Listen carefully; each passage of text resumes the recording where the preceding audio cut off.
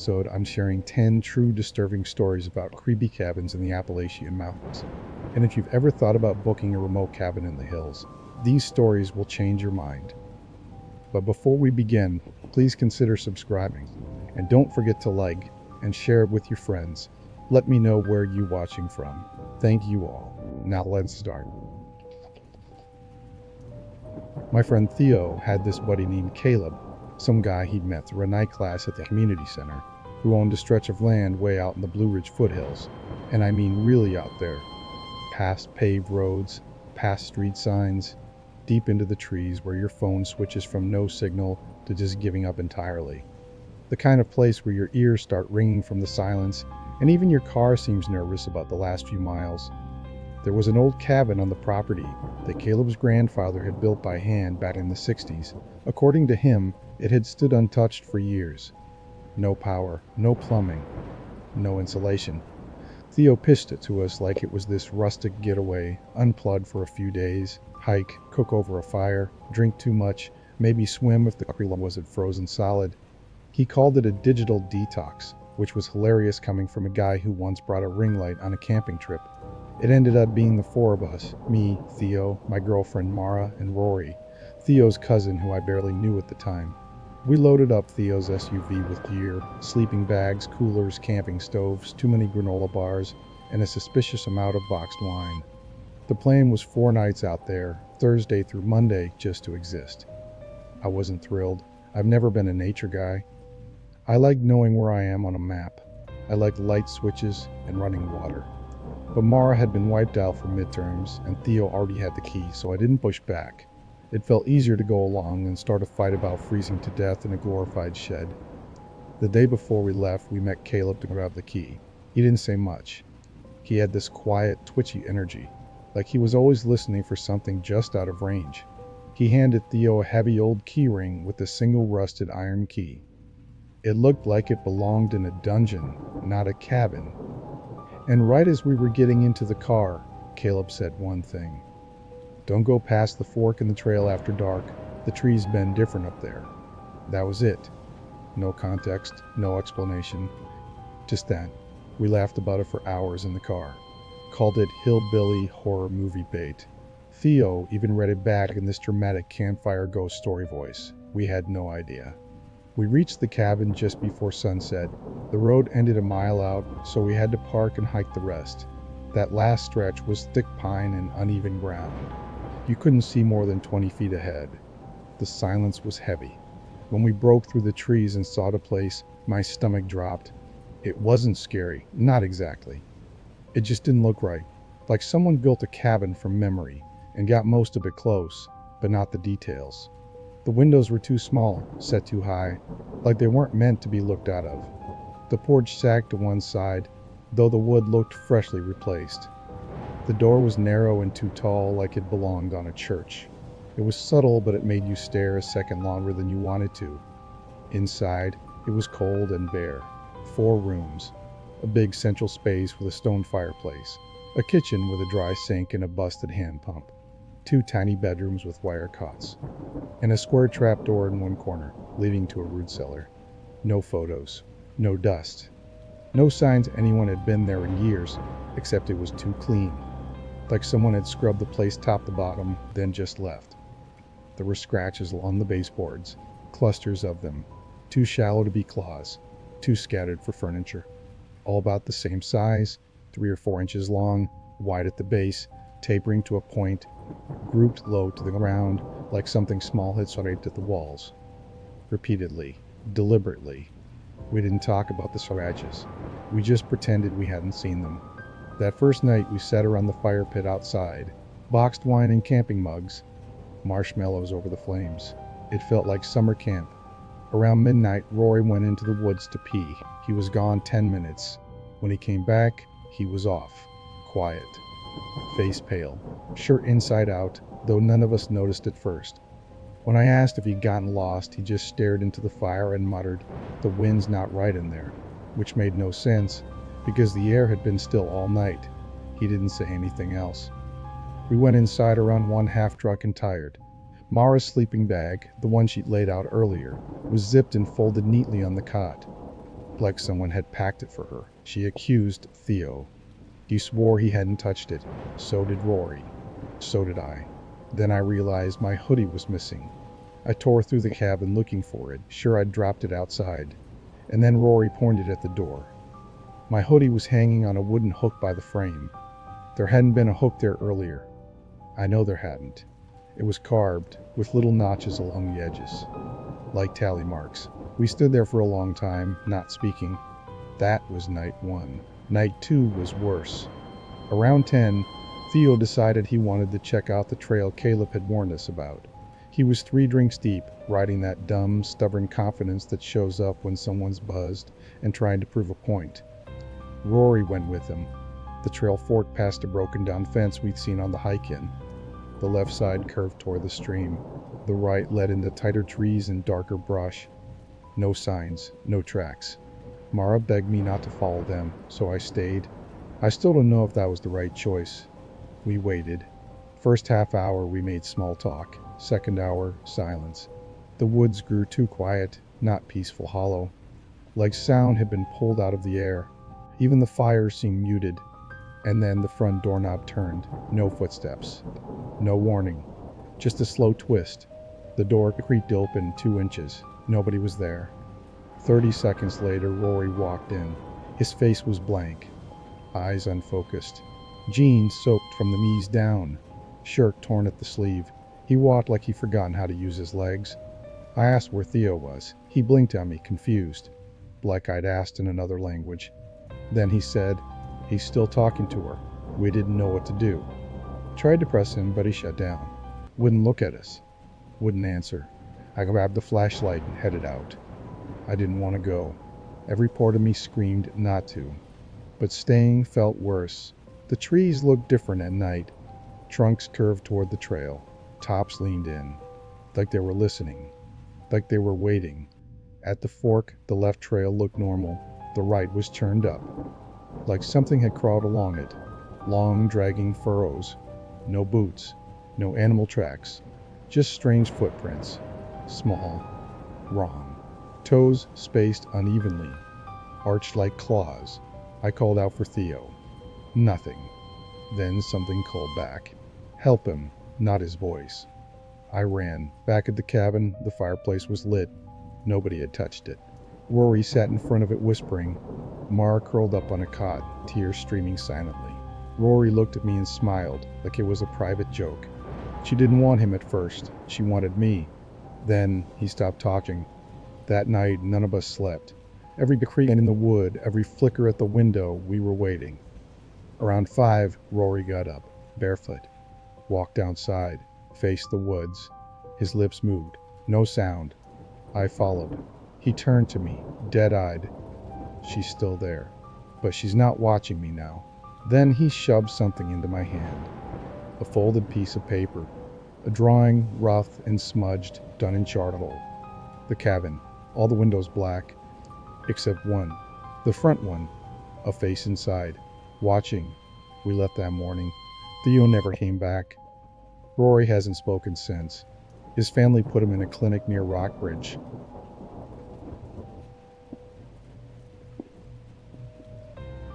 The guy I work with, Micah, said his cousin owned a cabin way out in the Appalachian Hills. He couldn't remember exactly where, just that it was out there somewhere, tucked in deep. Apparently the cousin hadn't used it in years, but it was still stocked and solid. A little dusty, but totally safe, were his exact words. The key would be under a flat stone by the porch steps. That was the extent of the directions. No photos, no warning, no real address. We figured, why not? It was early spring. We all needed a break. A free cabin in the woods sounded like a good idea at the time, something you'd look back on fondly, or at least with a laugh. So it was me, my fiancée Harper, my buddy Nate, and our 3 dogs. Mine, her border collie, and Nate's ancient mutt who somehow still had the energy of a toddler on sugar. We left late morning and spent most of the drive winding up into the hills. The roads got narrower the deeper we went, twisting in sharp, slow turns that made the GPS glitch out completely. It stopped updating altogether about 45 minutes before we arrived, which made finding the place a guessing game. The last stretch was more trail than road, just ruts and mud, trees pressing in like they didn't want us there. They scraped at the truck like fingernails the whole way in. When the trees finally broke, the cabin sat in the clearing like it had been dropped there by accident. Old wood, dark with age and rain, hung low against the slope like it was bracing for something. Not quite rotting, but definitely on the downhill slide of livable. The way it leaned slightly into the ridge made it look stubborn, like it had decided long ago it wasn't going anywhere, no matter what time or nature threw at it. Inside it was surprisingly clean, but only in the way a place can be clean and still completely wrong. The proportions were off. There were only 2 rooms, a small kitchen, and a hallway that bent sharply to the right, almost like it had been jammed into the structure afterward. The floors weren't level. Every door hung at an angle, like the frames had settled differently. None of them closed properly. Somebody had tried to update the place with electricity. Wires were stapled along the ceiling beams, and mismatched outlet covers hung to the walls. But it looked halfway done, like whoever started the job got bored or creeped out and never came back. We brought the dogs in first. That's when things started feeling wrong. Not big, dramatic wrong, but subtle, skin prickle wrong. From the moment they crossed the threshold, none of the dogs would go near the hallway. They stuck to the main room, skirting the walls like something invisible was in the middle of the floor. When I brought in their food bowls, they bolted for the kitchen. They ate fast, no begging, no hesitation, and then ran straight back out. No lounging, no sniffing around, none of the usual dog stuff. Just business, like they were clocking in and clocking out. My dog Ralph, a food-obsessed lab mix who normally stares at you until you give him a bite, barely looked at me once his food was down. It was like he was trying not to draw attention to himself. That night, everything got worse. Around midnight, a smell started creeping into the cabin. At first it was faint, sour, like compost or a trash bin left in the sun. Then it thickened, burning plastic mixed with something damp and rotten. It was the kind of smell that makes your body react before your brain does. I couldn't breathe through my nose without gagging. I stepped outside, thinking something had caught fire. Maybe old wiring sparked. Maybe a critter chewed through something. But as soon as I got past the porch steps, the air was completely clear. Cool. Fresh. Fresh, no smell. Back inside, it hit me again. Thick and wet, worse now, like it had soaked into the walls. That same night, the lights started acting up. Not flickering, not dimming, just shutting off, then clicking back on minutes later with no warning. The kitchen lamp died while Harper was brushing her teeth. 5 minutes later, it buzzed back on, untouched. We checked the breakers. Everything was fine. The hallway light didn't even have a switch. It would just go dark, then flare back to life like nothing happened. It felt like the place had nerves, like it was twitching. The next day, Harper said she had to leave early for a shift that got moved up. She packed fast, didn't say much. I offered to go with her, but she told me and Nate to stay, finish packing. She didn't want to drag the dogs back up here later, so by evening, it was just me and Nate. Around midnight, we sat in the front room, exhausted, not even talking. The front door was across from us, 2 tall windows on either side. That's when I saw movement, a shadow, quick, across one of the panes. I froze, waited. A few seconds passed, then Nate said, "Did you see that?" He described exactly what I saw. He thought it looked like someone walking past with a flashlight. But there was no road, no path, no people, just woods. I told him it was probably a reflection, maybe a plane overhead, but we both knew better. Later, while grabbing boxes from the back hallway, Nate stopped cold. He stared into the bedroom and whispered, "There's someone in the doorway." His face drained of color. He said it was an old woman, just standing there, watching. I turned to look, nothing. I stepped inside, checked, still nothing. But Nate wouldn't go near that part of the house again. We stepped outside to shake it off. Nate lit a cigarette and pointed at a stump near the clearing. It was oozing sap thick, amber, streaming like it was freshly cut. But the top was dark, aged. It hadn't been touched in years. And yet it was bleeding. Back inside, we checked the last bedroom. Just a dresser, a box of old books, and one toy shoved into the corner. A Furby. One of those blinking things from the 90s. Crusted with dust, fur matted gray, dead looking. I bent down, mostly out of curiosity, just to move it. Its eyes popped open. It blinked, chattered in a scrambled robotic voice, high-pitched and garbled. I grabbed it and hurled it through the window. Glass shattered. It vanished into the yard, still chattering as it disappeared into the dark. That changed everything. The cabin felt angry, heavy. The air thickened. The walls seemed closer, not just around us, but aware of us. We rushed then. No brakes. Just grabbing and tossing things into the truck. Around 3, I was stacking boxes in the bed while Nate handed them up. That's when I saw it. Through the trees. Massive. Taller than any person. Broad shoulders hunched, limbs too long. Too black to make out detail. It didn't move. Just stood there. And its eyes, 2 burning red spots. Not glowing. Not flickering. Steady. Fixed on me. I jumped out of the truck and yelled that we had to go. Nate didn't move at first. Then he saw it too. We ran. Didn't close the doors. Didn't shut the tailgate. We just drove. Tires spun, mud sprayed, boxes shifted in the back. We didn't speak for hours. When we finally did, we described the same thing. The same impossible size. The same fire-colored eyes. The next morning, Harper said she forgot her patio set and wanted to go back. I tried to say no. She looked at me like I was unreasonable. So I caved. The moment we pulled into the clearing, I knew. The cabin looked the same, but the air was wrong. The ground where the garden had been was shifting. Footprints pressed into the soil, one after another, like something heavy was walking. But nothing was there. I told her to get in the truck, right now. No argument. We'd buy a new set. I didn't care if it was solid gold, we weren't staying. As we drove, she looked in the mirror. Her face went pale. Then she whispered, "It's still following us." I looked back. More footprints, still forming.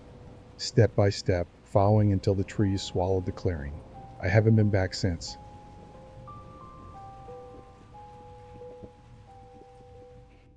Jamie and Nolan had been planning a weekend away for a while, so when they asked if I wanted in, I said yes. No hesitation. We left on a Friday morning, crammed everything into Nolan's old Subaru, and drove for what felt like forever. Music blasted at first, windows down, snacks flying around the car, but as the roads got smaller, the mood shifted.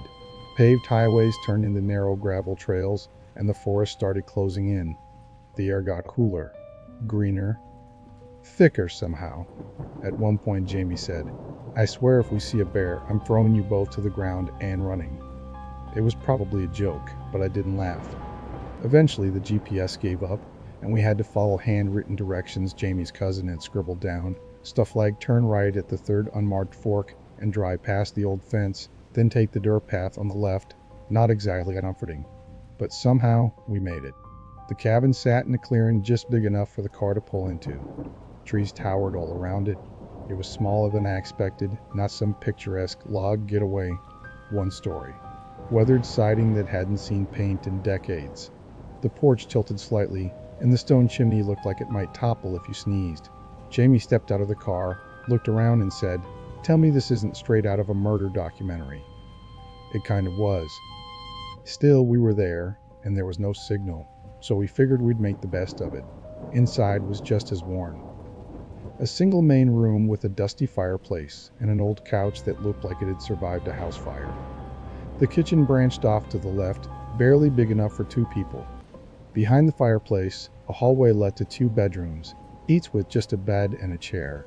The air smelled faintly of burned wood and something older, maybe mildew, maybe dust. Jamie and Nolan claimed the bedrooms. I didn't mind taking the cot near the fireplace. It felt kinda cozy. They gave me a couple of sriracha wool blankets, and I sat up next to the hearth.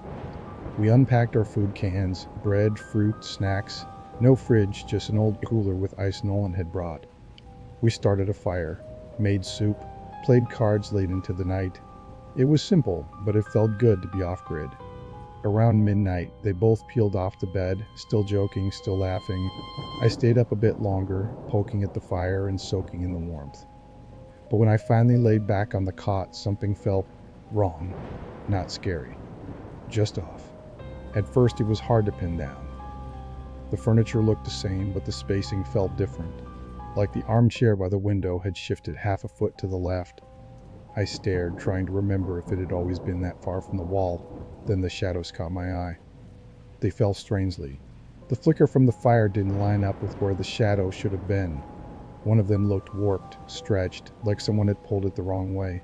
I sat up, rubbed my eyes, blinked. Still wrong. I told myself I was tired. Probably the long drive, the weird lighting, maybe dehydration. Still, I couldn't shake the feeling the room was floating, like it wasn't anchored to anything. When I woke the next morning, everything looked fine. Nothing was out of place. The shadows were gone. The chair was where it should have been, or maybe it had never moved. I didn't say anything. We made breakfast. Instant coffee, granola bars, bruised bananas. We hiked that day following a trail around a ridge. The forest was dense. Beautiful, yes, but quiet in a way that made you whisper. At one point we stopped to listen. There was nothing, no birds, no wind, just us and our breathing. Back at the cabin, muddy and tired, we made more soup, ate by the fire, started a game of cards we never finished. That night, I noticed something else. As I sat by the fire, I looked toward the kitchen. The doorway looked wrong. Narrower, maybe.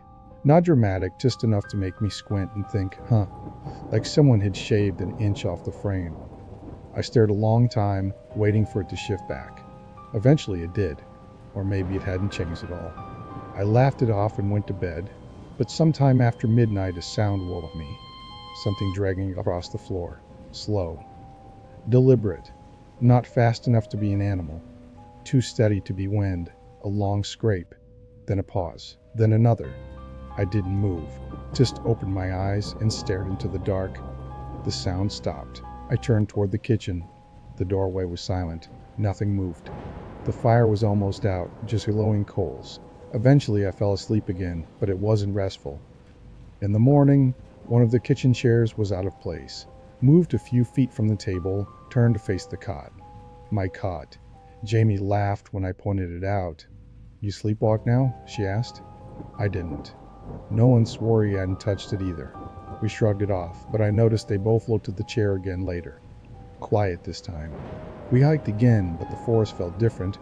Every trail looked familiar and wrong at the same time. Trees leaned in ways I didn't remember. The silence felt heavier, like it was listening. That last night, everything cracked open. I was dead asleep when I woke to footsteps, not inside, on the porch. Each step was heavy, deliberate. The boards creaked in rhythm, one at a time, from the edge of the deck to the door. I froze, my eyes locked on the door just a few feet from me. There was no lock, just an iron latch that barely held it closed. The footsteps stopped outside. Then the latch rattled. Once, then again, not hard, just testing it. I whispered Jamie's name. Nothing. Whispered louder. Still nothing. The hallway was silent. I sat up. My heart pounded so hard it felt like I'd shook the walls.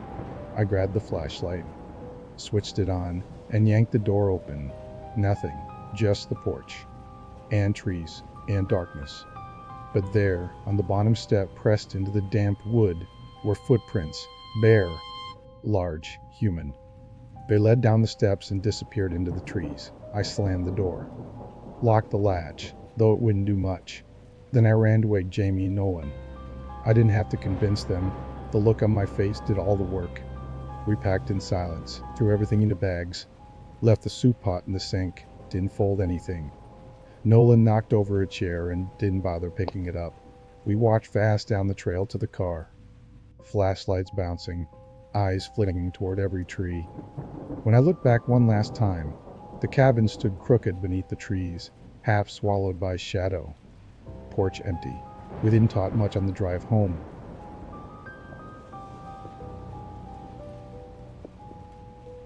My uncle used to say his grandfather built it with his own hands, way back when there were still logging roads cutting through the Appalachian Mountains. People lived up in those hills like they were part of the woods themselves.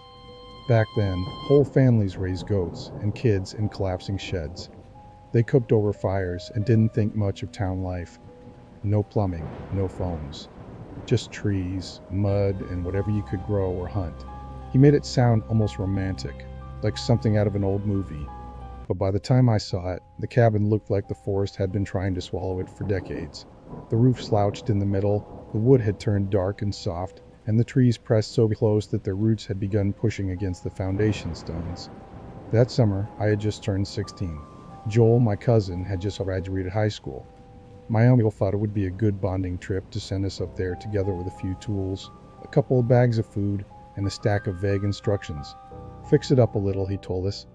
Sweep it out, patch the roof if you can, get it back in shape. I don't think either of us believed we were going to get much done, but it sounded like an adventure. We were teenagers. We didn't really think things through. The first glimpse of the place came at the end of a narrow footpath that curved up into the trees for what felt like forever. No self-service, no signs, just trees and more trees until suddenly, there it was, leaning to the right, one shutter hanging by a rusted hinge, and the front door looking like it had been kicked in and badly reattached. It creaked when the wind touched it, a low, miserable sound, like it was groaning from the joints. We spent most of that first day hauling our gear inside and sweeping out what had clearly been a small animal's den. There were droppings in the corners and what might have been a bird's nest tucked up between two beams. We shook out the bedding, dusted off the table, and tried not to think about tetanus. There was no electricity, just a busted lantern and a half-empty bottle of lamp oil my uncle had packed. We figured it would last a few nights if we were careful. That evening we set our cots up against the back wall, away from the drafty windows and whatever might wander past. When we tried to close the front door, we realized it didn't fit the frame anymore. The top corner stuck out no matter how hard we shoved. Joel joked that it was mountain ventilation. I gave him a laugh, but honestly, it made me uneasy.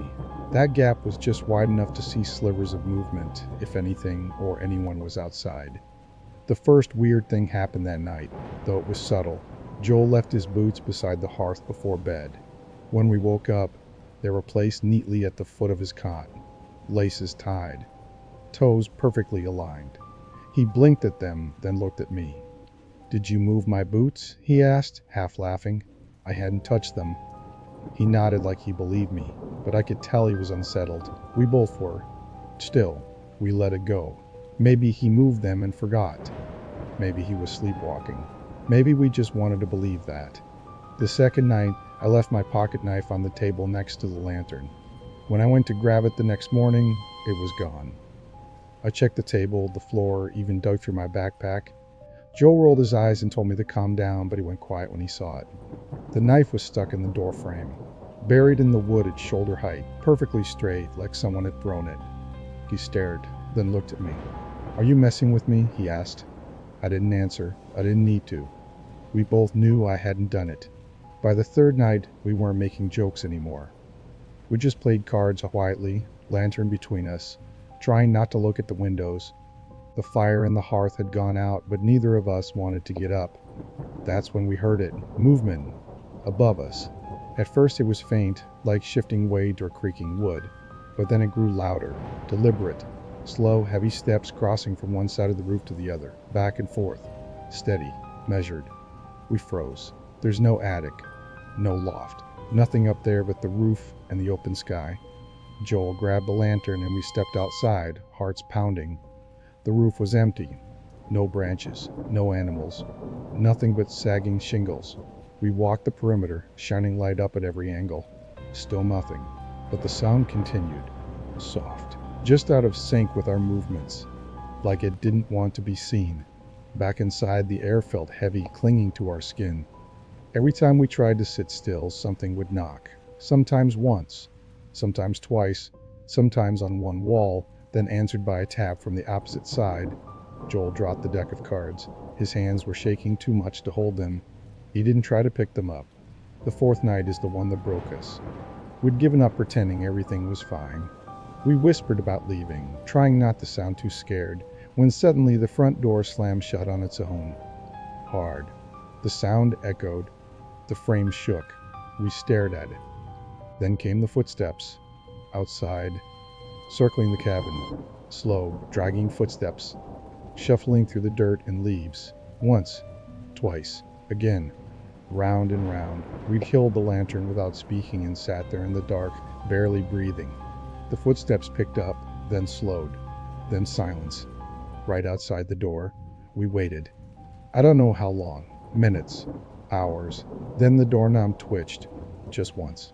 Not a turn, not a jiggle, just a sharp twitch, like someone flicking it to see if it would move. That was it. We didn't sleep. We sat until the sun pushed through the cracks in the walls. When morning came, we packed fast, threw everything into our bags and tried to open the door. It wouldn't budge. We shoved with our shoulders, kicked it, until the hinges shrieked and it cracked open. Outside, in the soft dirt, was a perfect ring of footprints. Bare, deep, deep, flat and wide, toes splayed like something that had never worn shoes. They circled the cabin again and again, overlapping, before veering into the trees. We didn't speak. We didn't stop to eat.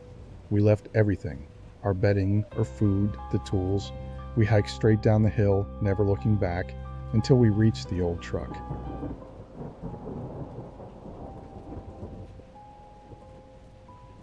I was 33 when I booked that cabin in Marchwood. It was a quick, impulsive decision after a rough couple of weeks. Work had gotten overwhelming, my phone wouldn't stop buzzing, and I hadn't had more than 5 minutes to myself in what felt like months. I needed quiet. No meetings, no emails, no conversations. Just time to sit, breathe, and let my brain slow down. The listing looked perfect. A tiny wooden cabin on a ridge, supposedly built in the 50s but charmingly updated.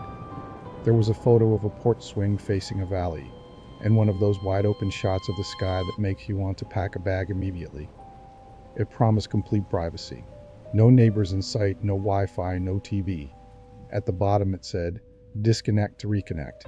Sounded like exactly what I needed. But the moment I pulled up, something felt off. The cabin looked like it had been dropped there and forgotten. It wasn't centered on the ridge, it leaned to one side like a support beam had given up years ago. Smaller than the photos, darker too.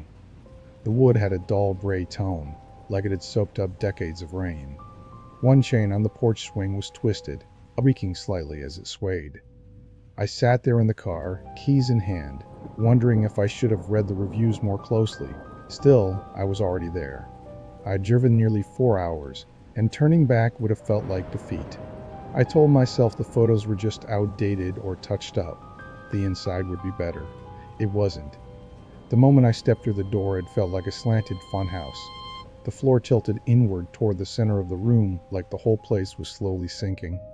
Gravity seemed to nudge you toward the dip as you walked. The furniture didn't match the listing. No sleek leather couch, just a sagging plaid one that smelled faintly damp. Not mold exactly, more like fabric that never quite dried.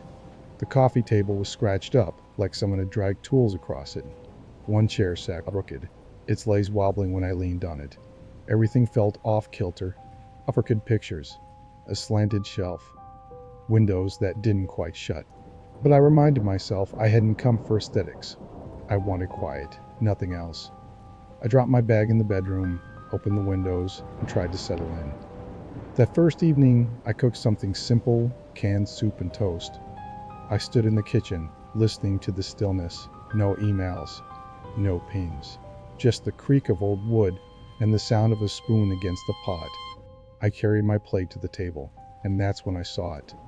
The hallway. It ran straight from the main room toward the back.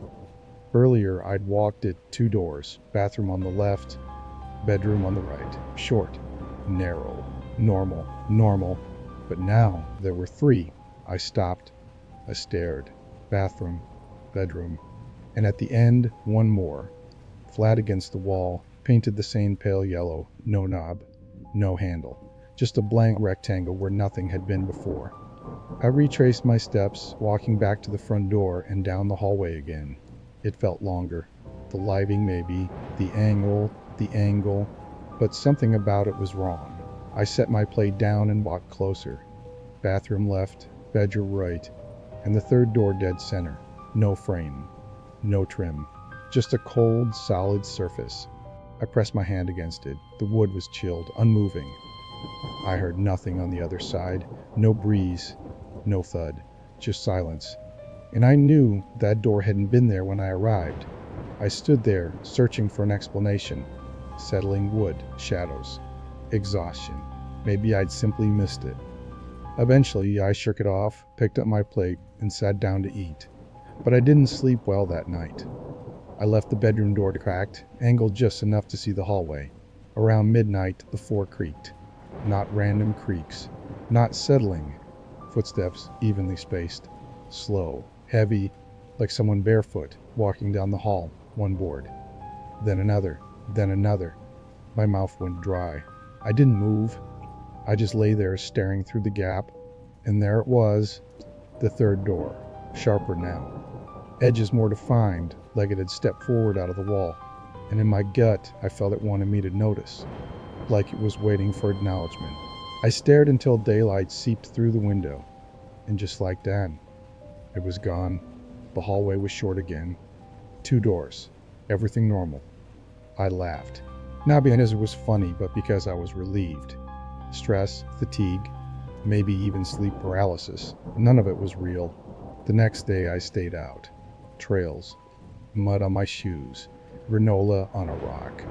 I avoided the cabin as long as possible. When I came back, everything looked fine. I made tea, read a book, almost believed it was behind me. But that night, everything changed. I stepped out of the bathroom, drying my hands, and froze. The hallway was deeper, much deeper. The floor felt wrong, like someone had swapped out the boards. The wood grain ran in the opposite direction. Each step echoed hollow, like I was walking across a box. And the third door wasn't just there. It was open. No knob, no frame, just a black gap at the end of the hall. My first thought was, it must lead outside. But no breeze came through, no night air, no sound of crickets, only silence. And then I heard it, a dragging sound. Something brushing against the floor inside the dark. Slow. Steady, like fabric pulled across wood. I froze. Every part of me screamed not to move. That if I stepped closer I would see something I could never unsee. Something that didn't belong in this world. My vision pulsed with my heartbeat. And then I ran. No thinking. No packing. I grabbed my keys, yanked the front door open, and bolted. The swing groaned as I passed, but I didn't look back. I dove into the driver's seat, started the car with shaking hands, and tore down the gravel road, headlights bouncing, dust flying. I didn't stop until I was 2 towns away.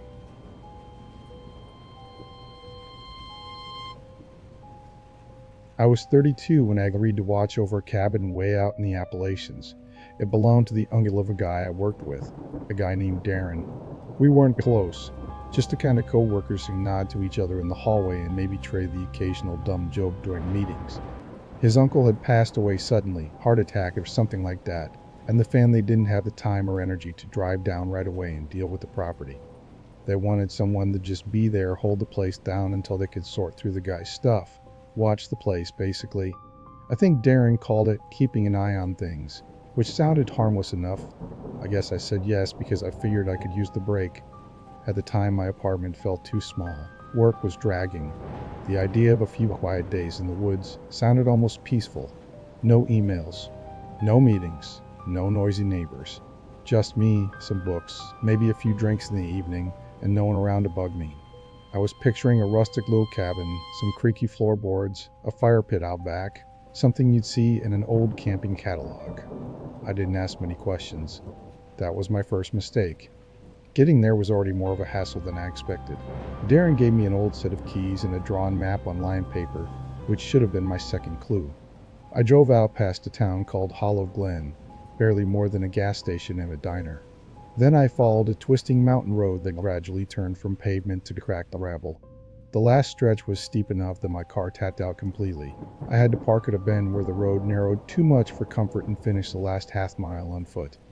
The trail was mostly uphill, slick with moss in some places, and shaded so heavily by trees that it felt like twilight, even though it was barely past noon. I didn't hear a single bird the whole walk up. Just the crunch of my boots on the damp ground, and the occasional rustle of leaves when I brushed against them. The first glimpse of the cabin made me stop. It looked like it had grown there instead of being built, like someone had just convinced the forest to cough up a house. 1 story. Porch sagging on one side. Every window covered, some with nailed shutters, others with thick warped boards. The wood had turned that tired gray color you see on old barns, the kind of dry rot that seems almost soft to the touch. There wasn't a path leading up to it, just uneven stone steps that disappeared into the ground in places. Inside was quiet. Heavily quiet, if that makes sense. The air was thick with the kind of stillness that makes your ears ring. It smelled like dust, with this faint tang of iron underneath, like someone had left a box of nails open too long. There was a rusted stove tucked into one corner, a cot with a lumpy mattress in the other, and shelves along the back wall crammed full of old jars. Some were cloudy. Others looked like they'd once held jam or peaches or who knows what, now turned into strange floating mush. I did a walk through, half expecting to find some rodent squatters, but everything was surprisingly untouched. No droppings, no nests, no signs of animals. The doors locked. The windows were sealed shut, really sealed. The shutters had been nailed from the outside, and even where the boards looked like they might be loose, they didn't budge. For a place that had been empty for years, it didn't look ransacked or weather-wrecked.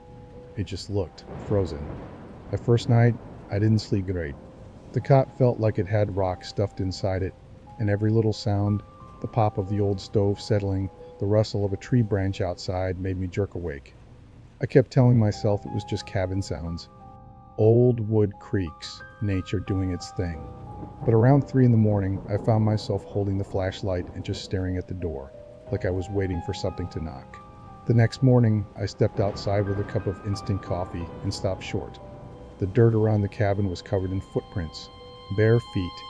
No shoes, no boots. Just wide, heavy impressions sunk deep into the soil, even though it hadn't rained. They circled the entire cabin in a looping path, like someone had paced around it all night. The weird part, well, one of the weird parts, was how evenly spaced they were. Not hurried, not random. Just slow, deliberate steps, around and around and around. I followed them a few yards into the trees, heart already thudding, and then they just ended. No scattered dirt, no trail fading into underbrush. Just one final step, and then nothing. Like someone had walked in a straight line and vanished mid-stride. I stood there longer than I probably should have, trying to make sense of it. I told myself they had to be old. Maybe they'd dried weird, or some animal had left prints that just looked human, but deep down, I knew they were fresh. The ground was soft but not muddy, and the depth of the impressions didn't lie. That night, I locked the doors and dragged the stove closer to the back one, just to make myself feel better. I woke up to porch boards creaking, slow, careful pressure, like someone shifting their weight from one foot to the other. Not fast, not random. The same deliberate pace I'd seen in the footprints. I sat up on the cot and held the flashlight tight enough my fingers ached. No knocks, no voices, just creaking, then silence. Eventually, I got up, opened the door just a crack, and aimed the light outside. Nothing, just the same warped boards and the slope of the hill. But in the beam of the flashlight, I saw it. New prints, layered perfectly over the old ones. That was the second night. The third day was when things inside started to change. When I got back from a short walk, not far, I wasn't exactly in the mood to explore.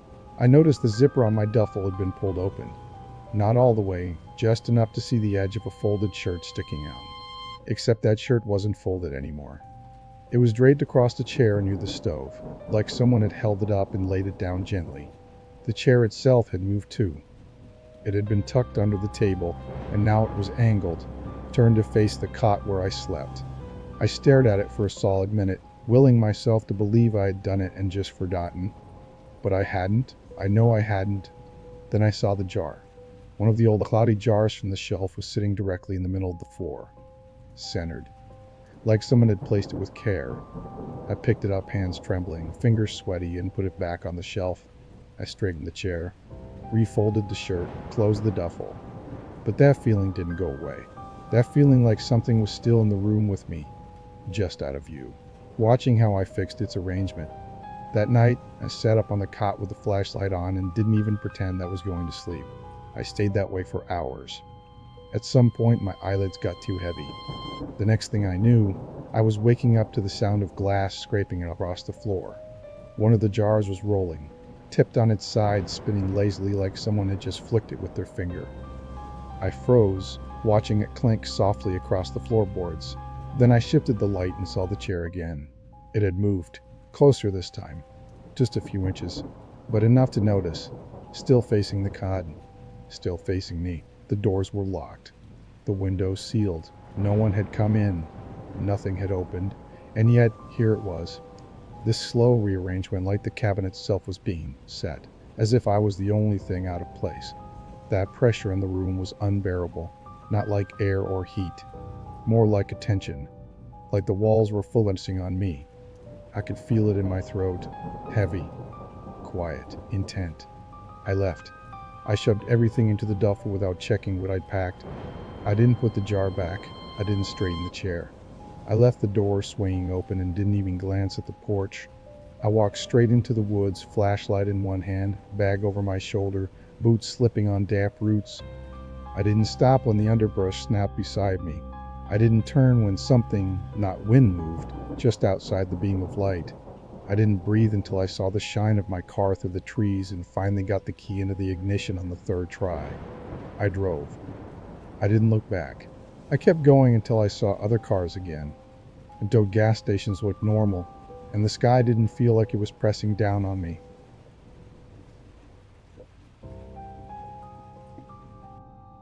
We were out turkey hunting, just me and my cousin Darren, deep in the ridge country past Lake Brecken.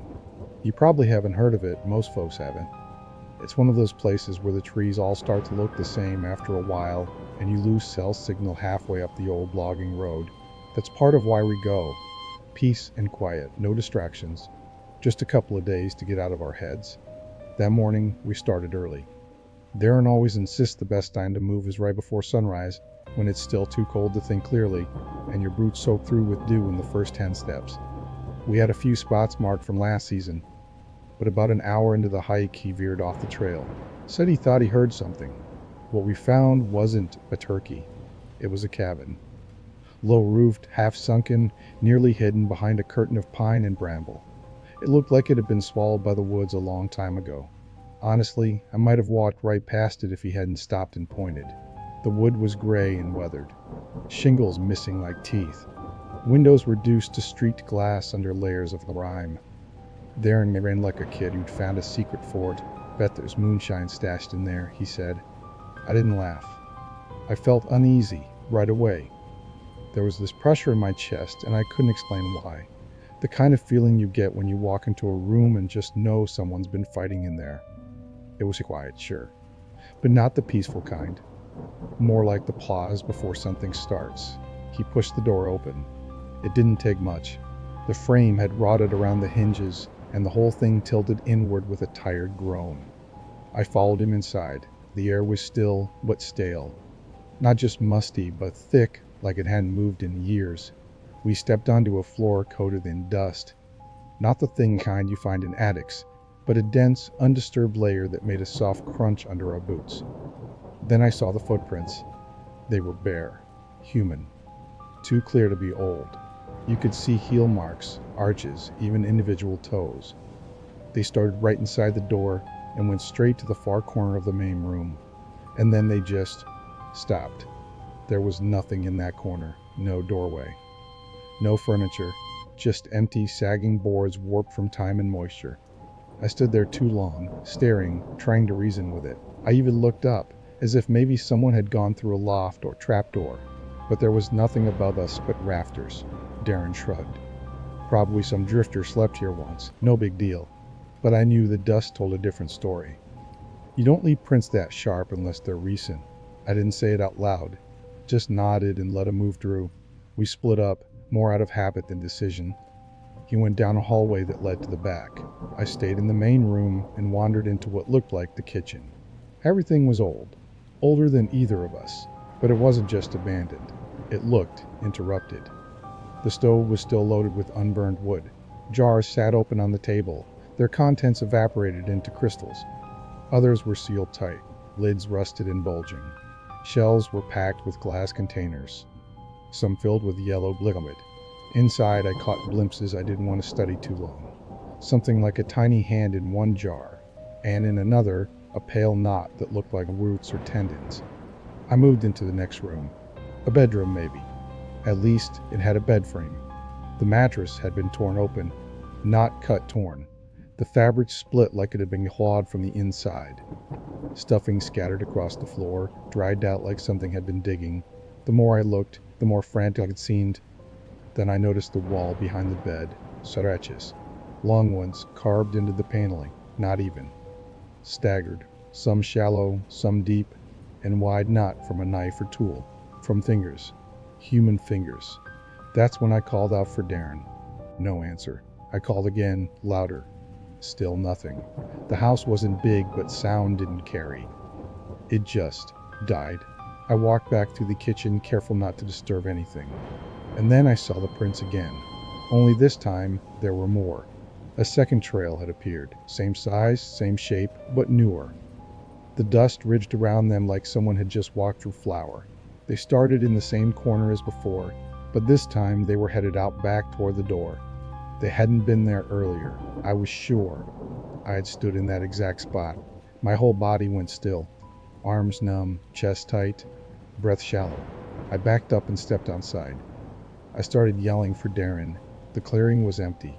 Trees swayed, but there was no wind. Nothing moved. Then he came crashing through the brush. Stumbling. Running. He looked pale, lips cracked, eyes glassy. He didn't speak at first. Just bent over, hands on his knees, fingers twitching. When he finally looked at me, his voice cracked. Something was calling my name. I waited. He went on. It came from behind me. Then the other side. Then closer. At one point, it sounded like me. Like my own voice. He was trembling. Not dramatic, just constant. Like his body couldn't shut it off. I told him about the prints. He didn't ask what they looked like. He didn't look at the cabin. He just nodded once, and we started walking. We didn't run. We didn't speak. We just kept moving in silence, like we were trying not to wake something. Every branch crack made us flinch. The air grew heavier the farther we got, as if it wanted to hold us there. It took nearly an hour to reach the truck. When we saw it, I almost laughed from relief. Darren climbed in first and turned the key. The engine roared, loud and jarring after all that stillness. I got in, but didn't close my door right away. I was looking at the tree line. I can't explain why, but I expected to see something there. Not a person, not movement. Just a shape. An outline. But there was nothing. Still, I couldn't shake the feeling we weren't supposed to see that place. Though we hadn't just found it, it had waited. We drove back to town without speaking. At one point, Darren turned the radio on. Only static hissed until he shut it off. When we got back, we didn't unload our gear. We just sat in his living room, drinking warm beer, saying little. That night, I didn't sleep. I kept thinking about the prints, how sharp they were, how fresh. Like something had stepped out of that corner while we were both still inside. We never told anyone. Not really. Friends asked if we'd caught anything, and we just said no. We both stopped hunting for a while. Darren moved 2 towns over. Said he needed a change of pace. I didn't press him. As for me, I haven't been back to that ridge. I couldn't even find the spot again if I tried. The forest swallowed it back up. But sometimes, when it's real quiet and I'm alone, I still see those prints. Clear as day. And I can't stop wondering what else might have been standing in that corner.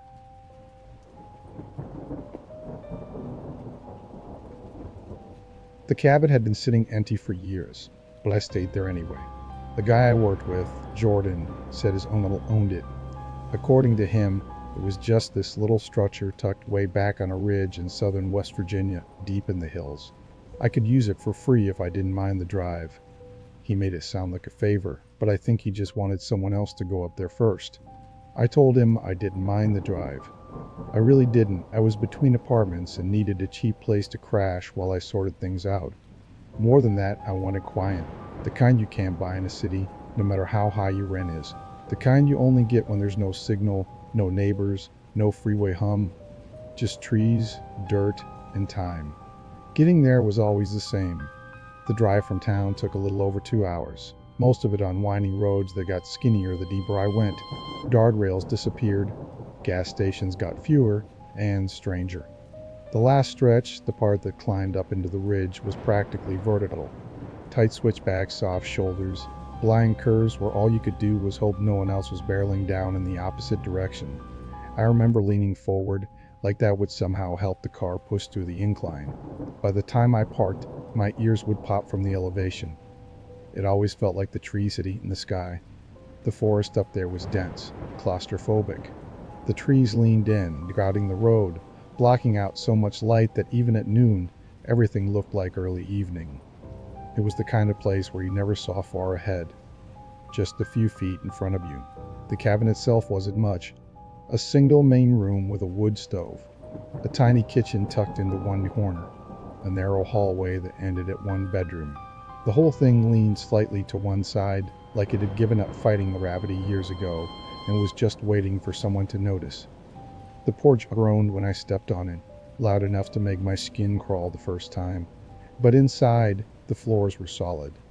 Dry, quiet. It smelled like dust and old wood.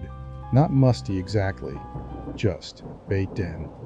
Like the beams had soaked up decades of pine sap and smoke and were still exhaling it slowly. There was no insulation, no heater besides the stove. No running water unless I hiked to the creek and filled a pail. Still, I liked it. It was simple. It did what I needed it to do. I spent the first evening unpacking, lit the lantern, checked the low pantry. It was stocked with a few basics, matches, canned beans, some questionable instant coffee. I made a mental note to bring better supplies next time and figured I'd head into town in a few days. There was no reception at the cabin, not even a flicker of signal. Everything ran slower. No distractions, no messages. Just whatever you decided to do that day. That first night, I noticed the windows. When I arrived, I'd counted 4. 2 in the front of the cabin, 1 on the side, and 1 in the bedroom. I remember counting them from outside because one of them had a cracked pane I meant to tape up. But later, walking through the place, something felt off. The main room had 3 windows, not 2. The kitchen had 1 too. That made no sense, because that wall faced a steep slope that ran right up to the cabin, almost touching it. No way there was space for a window there. I stepped outside and walked the perimeter again, tried to match what I'd seen inside.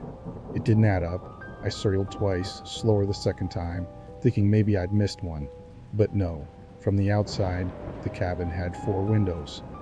From the inside, it had 5. I stood there for a while, probably longer than I should have, just staring at the siding, trying to spot the outline of that extra window.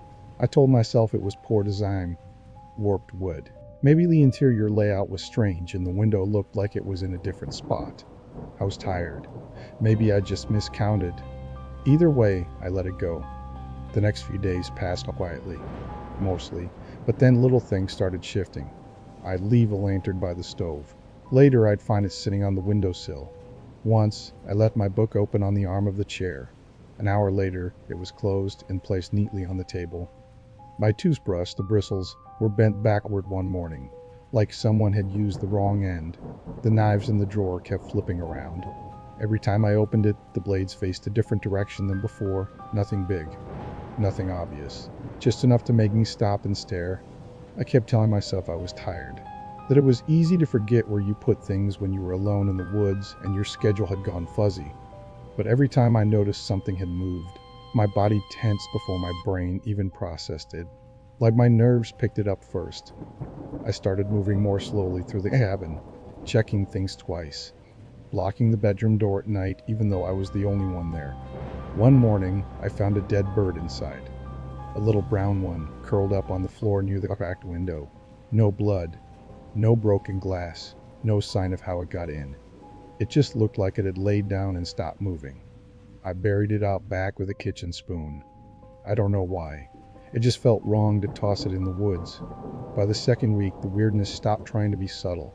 I came back from the creek late one afternoon with a pail of water and nearly dropped it when I stepped inside. A door was nailed shut on the far wall of the main room. Not a loose board or a hatch. An actual door. Old, splintered, set into the logs with thick metal hinges. Someone had hammered rough boards across it, uneven and overlapping, like they'd been in a rush to seal it up. It looked like it had been there for years, except I had walked that wall dozens of times. I'd leaned against it. It had been solid. There was no door. I didn't move. I just stared. For a moment, I thought I heard something faint from the other side, a soft, repeated scrape, like nails against wood, but maybe that was just my own heartbeat. I blinked once, and the door was gone. The wall was just logs again, seamless, no gaps, no hinges, no scratches where the boards had been, nothing. I backed out of the room and stood in the kitchen doorway, waiting for it to come back. It didn't. Then I didn't even try to sleep in the bedroom. I dragged the chair into the kitchen and sat up with the lantern on, flipping through the same 3 pages of a book without reading them. Around 3 in the morning, I finally dozed off. I woke to the sound of furniture scraping. It was loud, wood against wood, chairs being dragged across the floor. I jumped up, heart pounding, and looked into the main room. Everything had been moved. The table, the chairs, the shelf I'd stacked with food. Every single thing was arranged in a perfect circle in the middle of the room. And in the center of that circle, my boots, standing upright, both of them facing the wall where the door had appeared. I didn't touch them. I just picked the boots up and carried them outside, left them by the fire pit. When I came back in, they were already back in the circle. Same position, same angle, like I hadn't moved them at all. I shoved the furniture back where it belonged, stuffed the boots in the closet, and sat on the floor with my back to the stove until the sky lightened. I didn't go near the windows.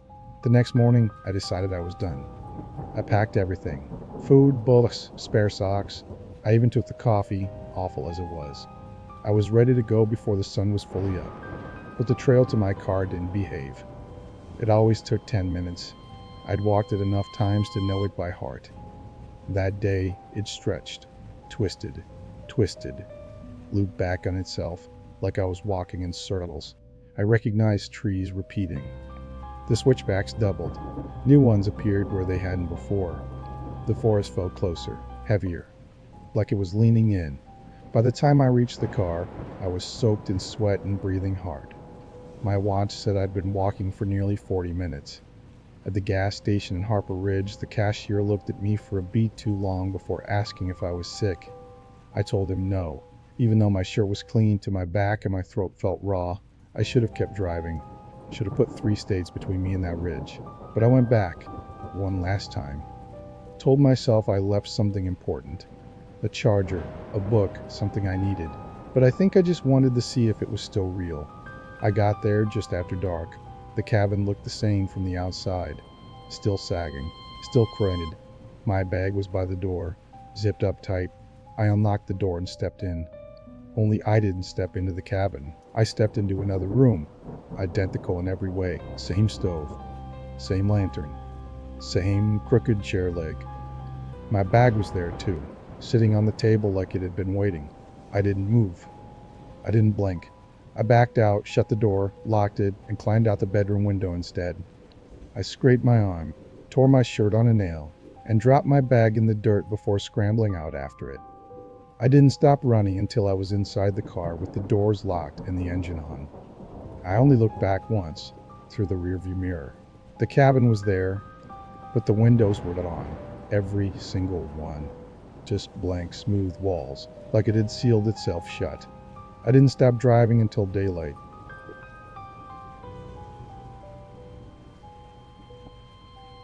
The listing I'd found online was vague to the point of being suspicious. There were maybe 4 blurry photos total, and none of them showed the full cabin, just corners, a partial roof, a stretch of woods.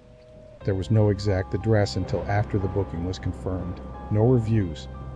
Not even a real name attached to the host, just the initials, JW. And under the description, one line, remote stay for guests who need complete privacy. I laughed when I saw it. That was exactly what I was looking for. Life had been loud for a while. Too loud. Between work stress, friends asking too much, and a family that never knew how to leave well enough alone, I'd gotten to the point where I didn't want to talk to a single person. I didn't want friendly check-ins or inspirational quotes texted at 2 a.m. I wanted silence. I wanted distance. I wanted to vanish for a week without explanation. So the lack of details didn't scare me off. It practically reeled me in. Getting there was a whole different story. The GPS I gave up about 10 minutes before I arrived, and after that I had to rely on the host's vague instructions. Stay left at the fork, Turn at the third stump with a white rock on top. Go past the hollow tree. You'll see the cabin eventually. Right. The road, or what used to be a road, felt like it hadn't been maintained in decades. It started as gravel, turned to packed dirt, then to a messy blend of mud and stone that had my tires slipping and whining like they were begging to go back to civilization. The trees got denser the further in I drove, branches tapping at my windows like they were trying to peek inside. At one point I stopped and got out to move a fallen limb that was too big to drive over.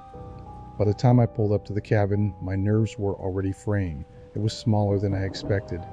A squat little thing built from dark logs, some of which looked almost black, not painted, just aged or burned. The roof was a patchwork of tin sheets nailed over what had probably been a proper shingled roof once. Now it looked like someone had fixed it with whatever scrap metal they had lying around. It had the kind of sagging porch that made you wonder if one wrong step would send you straight through the boards. But it was there, standing, and it was mine for the week. Inside, the cabin was bare but usable. One cot pushed against the wall. A tiny wood stove in the corner with a dented kettle sitting on top. A little table with a single chair. No bathroom. Just a compost toilet in a shed out back, which, let me tell you, is not charming after dark. The only mirror in the place was mounted oddly high on the wall. Standing on my toes, I could barely see my eyebrows in it. Who does that? Still, I told myself it didn't matter. I wasn't here for luxury. I was here for quiet. For once in my life, I didn't have to answer to anyone. The first day was uneventful in the best way. I chopped a little firewood, got the stove going, heated up a can of chili, and cracked open a bowl I hadn't touched in months. I sat on the porch for a while watching the trees sway. No phone signal, no neighbors, just birds and wind, and that buzzing kind of stillness you forget exists when you live near a city. I went to bed that night thinking maybe I'd done the right thing coming here, and then something weird happened. It wasn't dramatic or terrifying, just off. Lying in the cot, I could see out the back window where the forest sloped upward behind the cabin. When I'd arrived, I remembered spotting a hunting blind up on the ridge. It caught my eye because it was tilted to one side, like it had been there so long it was sinking into the hill. But when I glanced out that window again before bed, it was gone. Just not there anymore. I figured I was remembering wrong. Maybe I'd seen a tree stump or some shadows and thought it was a blind. I told myself I was tired. Let it go. Pulled the curtain closed and went to sleep. Next morning, though, it was back. Same place, same awkward lean. Now I was curious. I made coffee, threw on my jacket, and hiked up to check it out. It wasn't a far walk, maybe 5 minutes up the ridge, but the air felt heavier up there, like it hadn't moved in a while. And when I reached the blind, something felt wrong. It looked new. I mean new. The wood was clean, pale, rough around the edges. Nails still silver. I ran a hand along one of the support beams and got a splinter. That's how fresh it felt. I climbed up inside expecting to find old wrappers, bullet casings, whatever people leave behind in these things. But it was spotless. No trash. No footprints. Nowhere. Like no one had ever used it. That stuck with me all day. That evening, while the kettle was heating, I looked out the back window again and froze. There was another blind. Lower on the slope this time. Closer. Smaller. And this one? It was facing directly at the cabin. I set the mug down fast and walked away from the window. My hands weren't steady anymore. The third day, I didn't even try to pretend everything was fine. Every time I looked outside, there seemed to be more of them. Not by a lot, but enough to notice if you were paying attention. They were forming a path, not a straight one more like a crooked line, zigzagging toward the cabin. Always closer, always facing forward. By sunset, the nearest one was maybe 20 feet away. That night, I didn't sleep. I sat by the window with the lights off and just watched. The blinds never moved, but they changed. The new, raw wood started to gray. The nails darkened. Moss bloomed across the edges like veins, slow and creeping. They looked like they'd been there for decades, old and weathered and patient, but they never collapsed. They never leaned further. They just waited. Day 4, I barely ate. I stopped checking the time. Every window I looked out of had a blind in view. Some high in the trees, some low, half sunk into the dirt. I stopped counting. What was the point? On the fifth morning, I opened the front door and nearly stepped on a bundle of chopped firewood, tightly packed, tied with twine, set neatly against the wall like a gift. I hadn't touched the axe since day one. I don't even remember grabbing my stuff. Just flashes shoving clothes into bags, knocking over the water jug, grabbing my keys from the nail by the door. My heart wouldn't slow down. My arms felt like they belonged to someone else. The car started on the first try. That alone felt like a miracle. And then the radio turned on by itself. I hadn't touched it once. Not since I got there. It crackled with static, loud enough to make the speakers rattle. I reached to shut it off, and that's when I heard it. A voice, low, clear, like someone was sitting in the passenger seat, leaning in. One word, Ronan. I didn't look at the mirrors. I didn't look out the windows. I just drove. The road felt even narrower on the way out. Trees, too close. Branches scraping the sides of the car like fingernails. I don't remember how many turns I took. I just kept going until I saw pavement again. When I hit the first gas station, I didn't slow down. I jerked the wheel into the lot, parked sideways, jumped out. The clerk inside barely looked up as I walked in, handed him my keys and said, "You want a car? Take it." Then I walked, and I kept walking. I never checked the listing again, never tried to get my deposit back.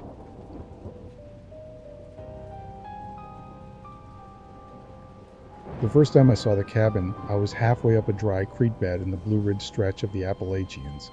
I was trying to loop back to the trail I'd somehow veered off. One wrong turn, and I'd wandered downhill, thinking I was circling back. Instead, I realized I was deeper in than before. It's easy to get turned around out there. The landscape folds into itself, ridge after ridge like waves in slow motion.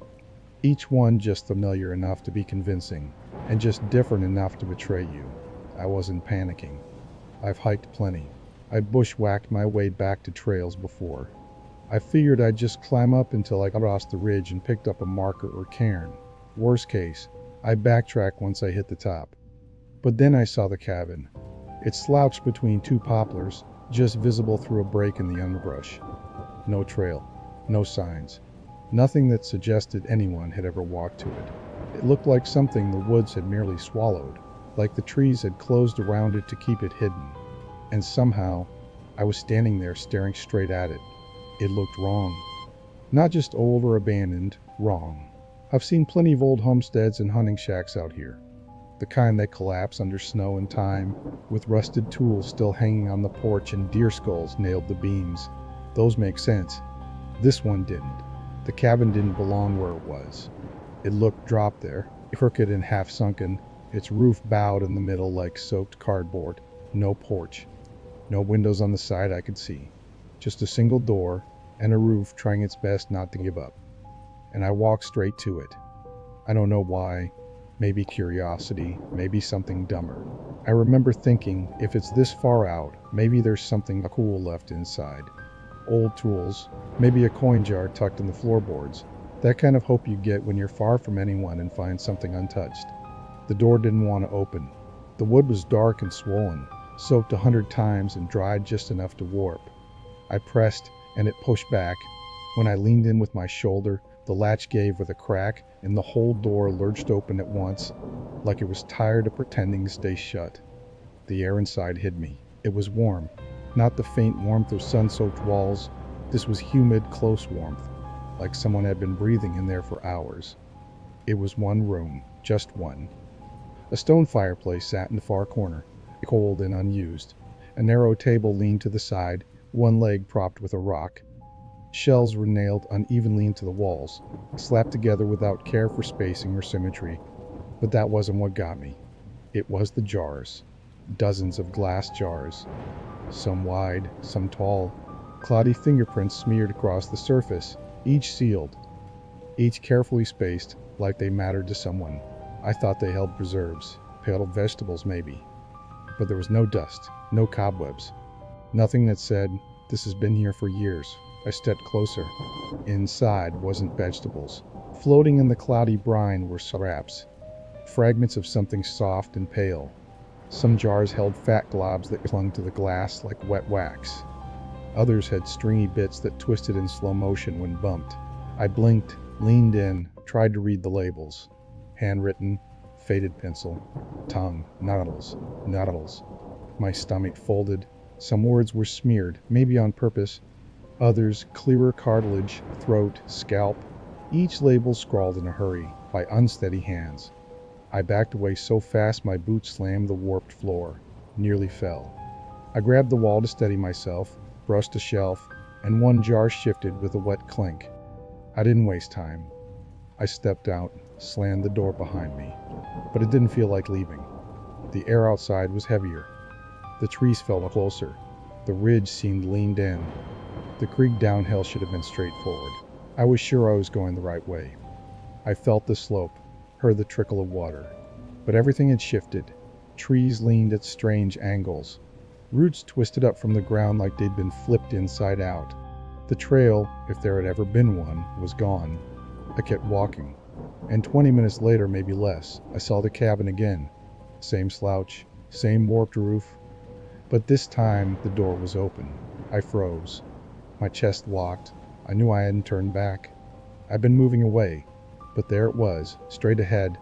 I didn't want to approach. Every instinct screamed run. But I couldn't. Something in me had to see, had to confirm it wasn't worse. I crept close enough to look inside. The shelves had more jars. A new row stretched along the top, neat and orderly. I stared at them one by one. My eyes landed on the middle jar. Inside was cloth. Red plaid. The same pattern as the shirt I was wearing. I don't even remember backing up. My legs moved on their own. Next thing I knew, I was sprinting. The woods didn't want me gone. Roots caught my boots. Branches snagged my pack. I fell hard, scraped my palms, tore my knee. But I didn't stop. Couldn't stop. Everything was wrong, tilted, too quiet, like the air had muffled itself. Landmarks betrayed me. A rock I'd passed earlier was split in half. A tree I'd marked was gone. Or maybe it had never been there. The more I looked, the more the forest warped, flexing under some hidden weight. Then I heard water. The creek. Real or not, I chased it. I slid down the bank, half tripping, bleeding, panting. I followed the water line until the trees broke. There was the parking lot. My car, right where I'd left it. Relief hit me so hard my knees buckled. I didn't cry, but I could have. I dropped my pack, popped the trunk with shaking hands, ready to throw everything in and leave. But something was sitting in the trunk. One jar. Same cloudy liquid. Same smudged glass. And inside, folded with precise neatness, was a strip of red plaid cloth. The same pattern, the same wear along the hem, just sitting there like it had always been mine. I stood frozen, not breathing, not blinking. Then I slammed the trunk shut, got in the car, and drove. Didn't check GPS, didn't look back. I just drove until I saw towns I knew, until the ridges fell behind me.